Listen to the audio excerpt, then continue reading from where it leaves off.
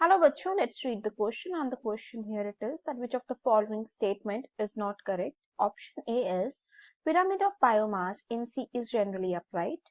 Pyramid of energy is always upright. Pyramid of numbers in grassland ecosystem is upright. Pyramid of biomass in C is generally inverted. So considering here, अगर हम यहाँ पे key concept को लें, तो key concept क्या है student? That it would be ecological pyramids. ठीक है, अगर हम बात करते हैं pyramids की,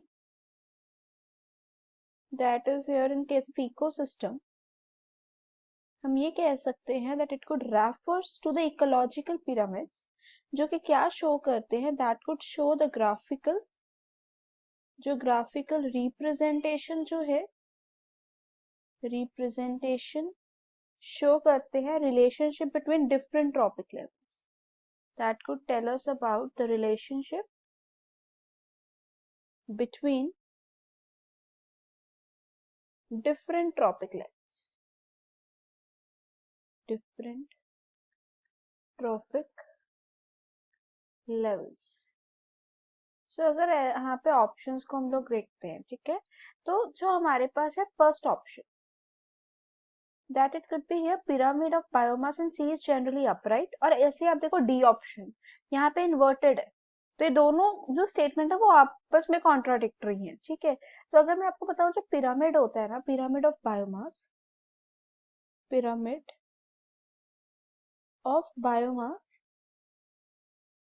that could be here in C, ये होता है इन्वर्टेड, ये होता है स्टूडेंट इन्वर्टेड, ये अपराइट नहीं होता. कैसे, मैं आपको एग्जांपल भी देती हूँ. जैसे कि अगर हम बात करते हैं बायोमास,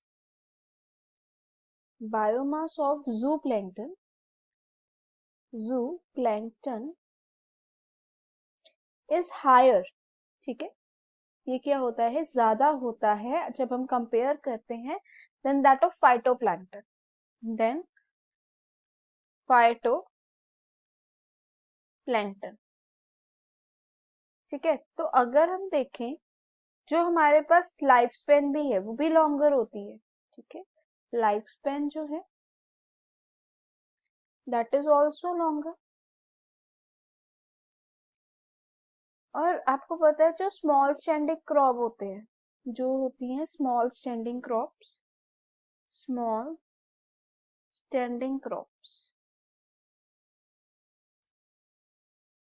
ठीक है, वो क्या होते हैं, फाइटोप्लैंक्टन को सपोर्ट करते हैं. जितने भी मतलब स्मॉल स्टैंडिंग क्रॉप होते हैं फाइटोप्लैंक्टन के, वो फर्दर जो है लार्ज स्टैंडिंग क्रॉप ऑफ जू प्लांटिंग को क्या करते हैं, सपोर्ट करते हैं.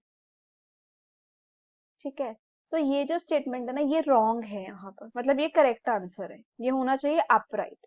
अब जो एनर्जी का पिरामिड है, ठीक है, जो एनर्जी वाला पिरामिड होता है ना, 10% लॉ हमें पता है, तो इस वजह से वो हमेशा क्या होता है, अपराइट.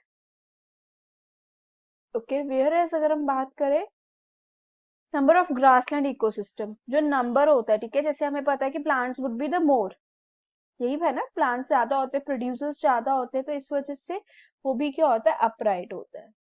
एंड जो लास्ट स्टेटमेंट है वो तो हमारी फर्स्ट की कॉन्ट्राडिक्टरी थी जो मैंने आपको एक्सप्लेन कर दी, तो करेक्ट ऑप्शन हो गया A. Hope it is clear. All the best.